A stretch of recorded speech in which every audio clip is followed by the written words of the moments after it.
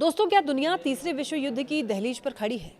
Middle east से जो खबरें आ रही हैं वो डराने वाली है। जिस ईरान को अमेरिका हल्का समझ रहा था, उसने समंदर के सीने पर सीधे अमेरिका को चुनौती दे दी है। खबर यह है कि ईरान की मिसाइलों ने दुनिया के सबसे ताकतवर जंगी जहाज USS जेराल्ड फोर्ड को निशाना बनाया है। जवाब में अमेरिका ने अब अपनी पूरी ताकत झोंक दी है।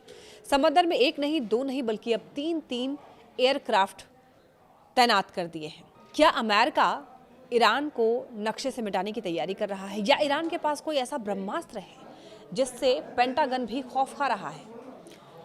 चलिए आज की इस स्पेशल रिपोर्ट में इस पूरी इनसाइड स्टोरी को हम लोग समझते हैं। नमस्कार, मेरा नाम है लक्ष्मी। देखिए, अमेरिका ने ईरान को चारों तरफ से घेरने के लिए अपना प्लान 3 एक्टिव कर दिया है। पहला है USS जेराल्ड आर फोर्ड, जो स्वेज नहर पार कर लाल सागर में मोर्चा संभाल चुका है। दूसरा है USS अब्राहम लिंकन, जो पहले से ही खाड़ी के इलाके में मौजूद है और अब एंट्री हो रही है तीसरे महायोद्धा की, USS जॉर्ज H.W. बुश। देखिए, एक न्यूज़ की रिपोर्ट ये कहती है कि तीसरा एयरक्राफ्ट कैरियर अटलांटिक पार कर सीधा ईरान के करीब पहुंच रहा है। 3 एयरक्राफ्ट कैरियर का मतलब है सैकड़ों लड़ाकू विमान, हजारों मिसाइलें और एक ऐसी सैन्य ताकत जो किसी भी छोटे देश को पल भर में राख कर सकती है। अमेरिका का मकसद साफ है, ईरान पर इतना दबाव बना दो कि वो घुटने टेक दे। लेकिन असली ट्विस्ट यहाँ है, ईरान के रिवॉल्यूशनरी गार्ड्स ने एक ऐसा दावा किया है जिसने वॉशिंगटन में हड़कंप मचा दिया। ईरान का कहना है कि उन्होंने हॉर्मुज की खाड़ी के पास अमेरिकी aircraft carrier USS Abraham Lincoln पर सटीक मिसाइल हमला किया है। ईरान का दावा है कि हमले के बाद अमेरिकी जहाज अपनी जान बचाकर वहां से भाग खड़े हुए। हालांकि अमेरिका ने तुरंत इस बात को खारिज कर दिया है। पेंटागन का कहना है कि ईरान की कोई मिसाइल हमारे जहाज के पास तक नहीं पहुंची।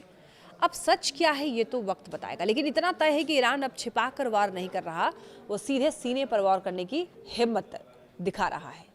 तो अब बात करते हैं उस नए मेहमान की जो ईरान की नींद उड़ाने जा रहा है, USS जॉर्ज H.W. बुश। ये कोई मामूली जहाज नहीं है, ये समंदर पर तैरता एक शहर है। इसमें एक साथ 70 से ज़्यादा लड़ाकू विमान और हेलीकॉप्टर तैनात रहते हैं। इसमें F/A-18 सुपर हॉर्नेट जैसे खतरनाक जेट्स हैं जो कि पलक झपकते ही ईरान के ठिकानों को तबाह कर सकते हैं। यह मल्टी लेयर सुरक्षा से लैस है, यानी कि इसे डुबोना लगभग नामुमकिन है।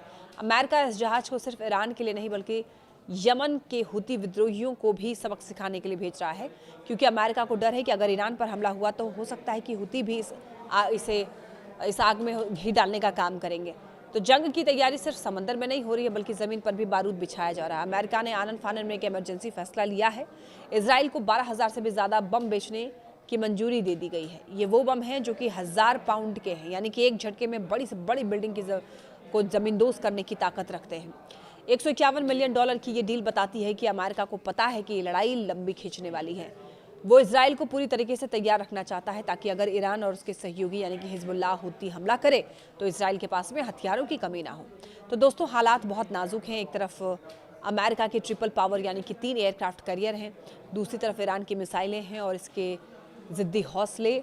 अगर एक भी गलत कदम उठा तो युद्ध सिर्फ 2 देशों के बीच नहीं रहेगा, बल्कि पूरी दुनिया को अपनी चपेट में ले लेगा।